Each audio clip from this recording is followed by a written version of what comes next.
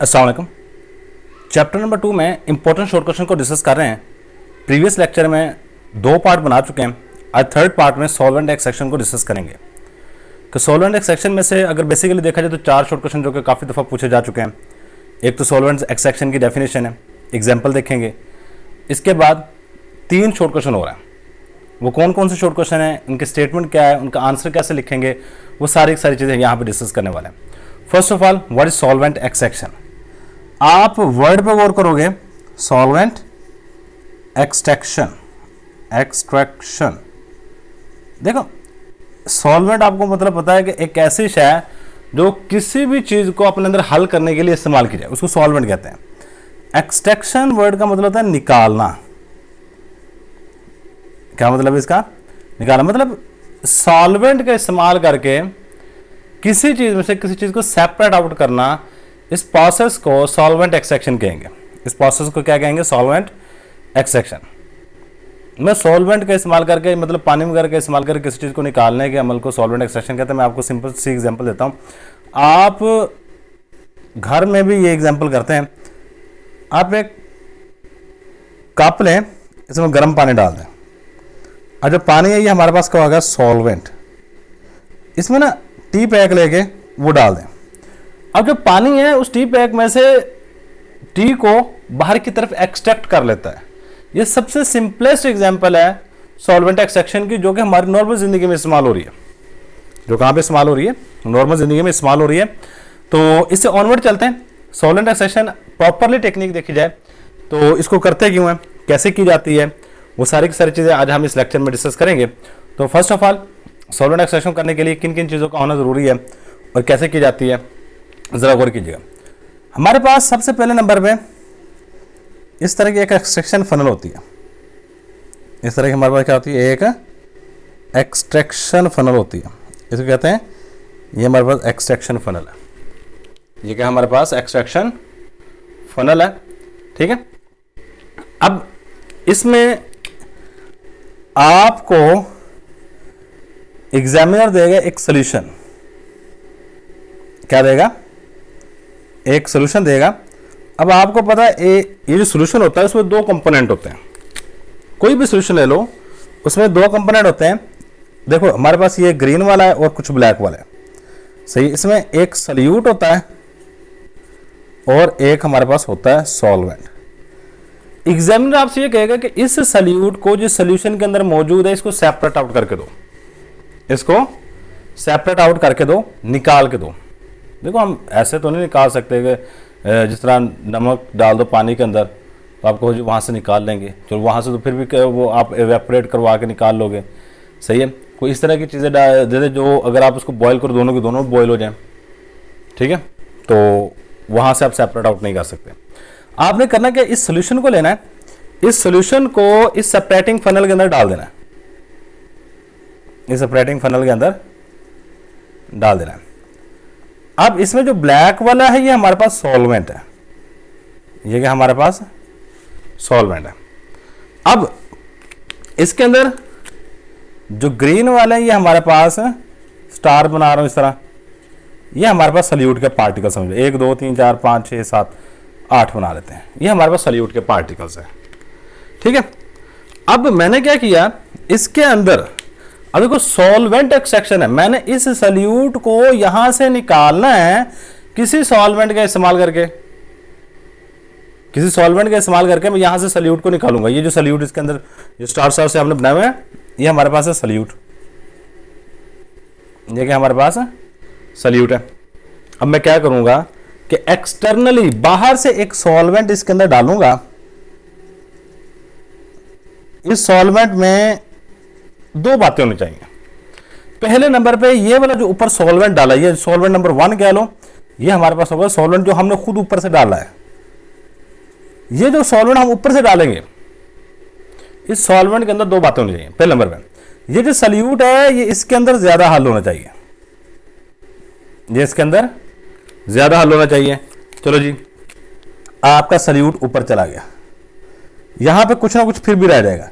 चलो जी, हमारे पास मैं सपोज करता हूं 6 सॉल्यूट के पार्टिकल ऊपर चले गए और 2 सॉल्यूट के पार्टिकल रह गए नीचे। 2 सॉल्यूट के पार्टिकल रह गए नीचे। अब हमारे पास सॉल्वेंट 2 में 6 पार्टिकल चले गए, इसमें रह गए 2। इसमें रह गए कितने पार्टिकल? सिर्फ और सिर्फ 2 पार्टिकल रह गए। अब ना गौर कीजिएगा एक बात पे, ऊपर ज्यादातर पार्टिकल जाना चाहिए, पहली कंडीशन है ये।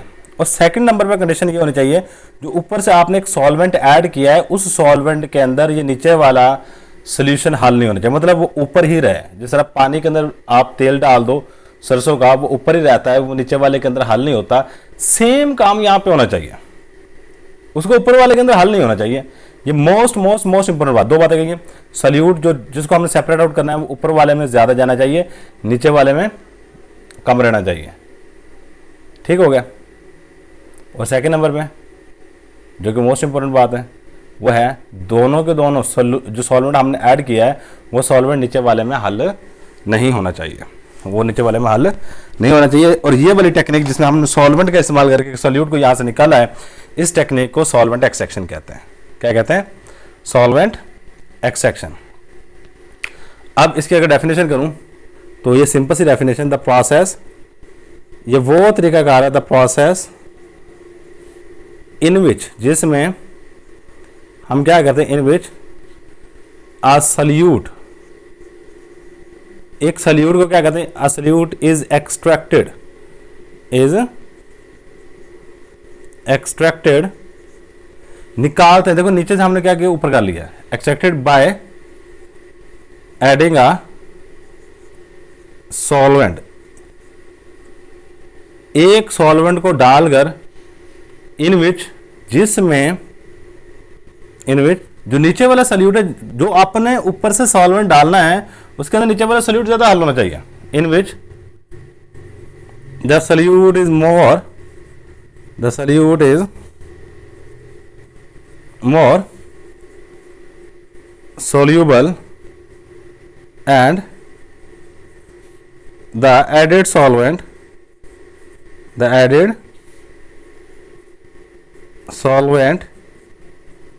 is immiscible with solution,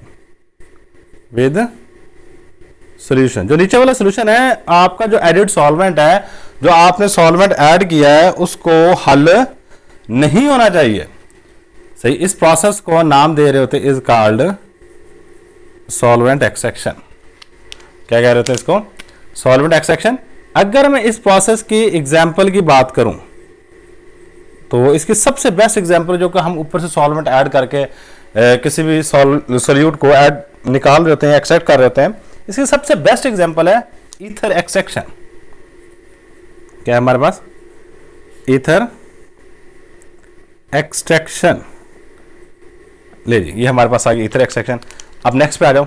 next हमने एक बात लिखी, कौन सा लॉ इसको कंट्रोल करता है?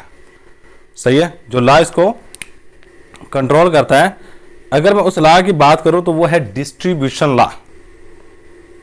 क्या कहते हैं इसको? Distribution law control, CONTRO, control the solvent extraction. Solvent extraction को कंट्रोल करने के लिए जो लॉ यूज हो रहा है, that's is a distribution law, that's is a distribution law. यह आपने एक सिंपल सी बात यहां पे याद रखनी है। चले जी, अब नेक्स्ट शॉर्ट क्वेश्चन यही है, what is distribution law? State distribution law. Next short question है state distribution law. Distribution law का एक और भी नाम है, और इसको पार्टीशन लॉ भी कहते हैं, पार्टीशन लॉ का भी नाम दे रहे होते हैं। ये दोनों ही अल्फाज इस्तेमाल किए जाते हैं, डिस्ट्रीब्यूशन लॉ और पार्टीशन लॉ। डिस्ट्रीब्यूशन लफ्ज पे गौर करोगे तो आपको पता चलेगा, डिस्ट्रीब्यूशन का मतलब होता है तकसीम करना, तकसीम करना। अगर आप यहां पे गौर करोगे, 2 सॉल्वेंट हैं और सॉल्यूट अपने आप को तकसीम कर रहा है 2 सॉल्वेंट के अंदर, डिस्ट्रीब्यूट कर रहा है। अब ये ला ये कहता है कि आप दो सॉल्वेंट के अंदर अगर एक सल्यूट को रखा जाए तो हमेशा कांस्टेंट रेशो के साथ जाएगा। अगर मैं यहां पे कांस्टेंट रेशो देखी जाए तो ये है 6:2, मैं 6 पार्टिकल ऊपर गए, 3 नीचे हैं, 2 नीचे रह गए, 6:2, ये है कांस्टेंट रेशो। अगर मैं अभी तो मैंने 8 डाले थे ना, 8 में रेशो ये रही, अगर मैं इसमें 80 डाल दूं, 80 के लिहाज से भी अगर देखा जाए 60 ऊपर जाएंगे, 20 नीचे रहेंगे। मैं 80 की बजाय 800 कर देता हूं, 800 का मतलब क्या, 600 ऊपर जाएंगे, 200 नीचे रहेंगे। मतलब ये जो रेशो है दो सॉल्वेंट के दरमियान में सल्यूट के डिस्ट्रीब्यूट होने की, ये रेशो हमेशा हमेशा कांस्टेंट रहती है। ये रेशो क्या रहती है, हमेशा कांस्टेंट रहती है। और यही हमारे पास डिस्ट्रीब्यूशन लॉ है, यही हमारे पास क्या है, डिस्ट्रीब्यूशन लॉ। तो अगर मैं इसकी स्टेटमेंट करूं तो अ सल्यूट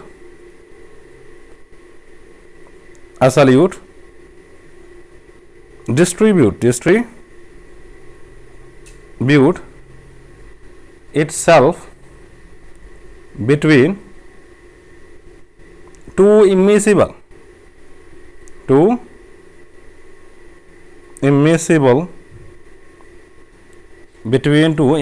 liquids, कि एक सल्यूट दो इमिसिबल लिक्विड्स के दरमियान में, दो इमिसिबल लिक्विड के दरमियान में डिस्ट्रीब्यूट कर जाता है in a constant ratio, in a constant ratio, एक कांस्टेंट रेशो के साथ इनके दरमियान में कांस्टेंट निस्बत रहती है, ये रेशो रहती है, constant ratio of concentration, of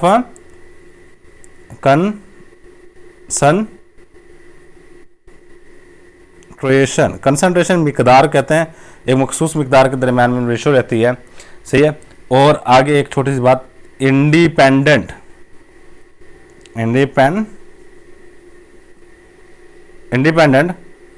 of the amount of salute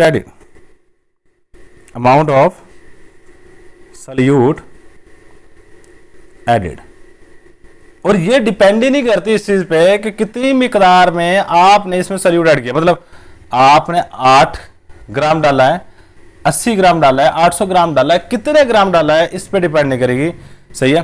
तो इसके स्टार्टिंग थोड़े शुरू में ये भी कहा ली, at constant temperature by solute distribute itself between two liquids, सही है। एक सल्यूट आपने दो इमिसिबल का मतलब दो लिक्विड जो कि आपस में हल ना हो, इमिसिबल का लफ्ज़ी मतलब होता है जो आपस में हल ना हो, ठीक है। तो ये था ये हमारे पास शॉर्ट क्वेश्चन नंबर 2 जो कि सॉल्वेंट एक्सट्रैक्शन के रिलेटेड आ रहा होता है। अब हम नेक्स्ट डिस्कस करेंगे short question number 3।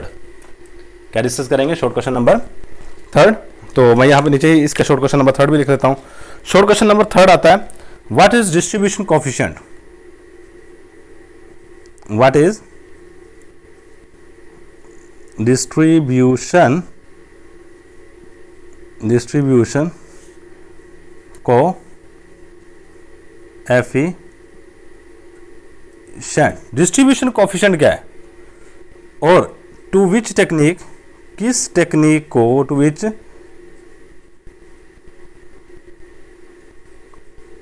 Technique it is applicable, it is applicable, किस टेक्निक के लिए ये एप्लीकेबल है। अब डिस्ट्रीब्यूशन कोएफिशिएंट क्या होता है, इसको थोड़ा समझने की कोशिश कीजिए। ये एक्चुअल में रिलेट कर रहा है इसी के साथ ही। डिस्ट्रीब्यूशन का लफ्जी मतलब भी तकसीम करने से, सही है। इसमें भी सेम बात कही गई है कि एक जो सल्यूट होता है, देखो ये 2 लिक्विड हमने इस्तेमाल किए हैं, एक ऊपर है, ये अमूमन ऑर्गेनिक होता है, एक नीचे है, ये अमूमन इनऑर्गेनिक होता है। ऊपर वाला ऑर्गेनिक है, नीचे वाला इनऑर्गेनिक है। नीचे वाला हमारे पास क्या है, इनऑर्गेनिक है। ये सिंपल सी बात आपने याद रखनी है, ठीक हो गया। तो अब इसी के अकॉर्डिंग हमारे पास जो भी एक सल्यूट होता है वो अपने आप को डिस्ट्रीब्यूट करता है एक कांस्टेंट रेशो के साथ, ऑर्गेनिक लिक्विड में और इनऑर्गेनिक लिक्विड में। इनके दरमियान में जो रेशो होती है डिस्ट्रीब्यूशन की, उस रेशो को डिस्ट्रीब्यूशन कोएफिशिएंट कहते हैं, ठीक है। ये अगर पिक्चर बनानी है तो उसकी पिक्चर जल्दी से बना लो। ठीक है, मैं ये ऊपर वाला छोटा सा जो व्हाइट बोर्ड पड़ा इसको साइड में करूँगा, तो बाकी से ऑनवर्ड आगे लिखूँगा। जल्दी से इसकी पिक्चर बना लो। चलिए इसको उठा देता हूँ। अब नेक्स्ट हम इसी शॉर्ट क्वेश्चन का आंसर लेंगे, ठीक है। तो स्टार्ट करते हैं। शॉर्ट क्वेश्चन का आंसर क्या है? एट कांस्टेंट टेम्परेचर, ये डेफिनेशन करूंगा किसकी? डिस्ट्रीब्यूशन कोफिशिएंट की। किसकी डेफिनेशन होगी? डिस्ट्रीब्यूशन कोफिशिएंट की। कोफिशिएंट की ये हमारे पास डेफिनेशन होगी, और सिंपल सी डेफिनेशन है, एट कांस्टेंट टेम्परेचर, एक मखसूस दर्जा हरारत पर, एट कांस्टेंट टेम्परेचर, एक मखसूस दर्जा हरारत पर क्या होता है? The ratio of concentration of substance, the ratio of concentration, मिकदार की जो रेशियो होती है, the ratio of concentration of a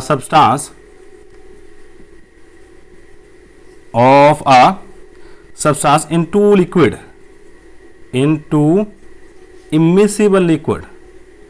immiscible का मतलब होता है ना हलो, जो एक दूसरे के अंदर ना हलो, सही, इसको immiscible liquids, immiscible liquid present in equilibrium, present in equilibrium, और ये इक्विलिब्रियम में मौजूद होने चाहिए।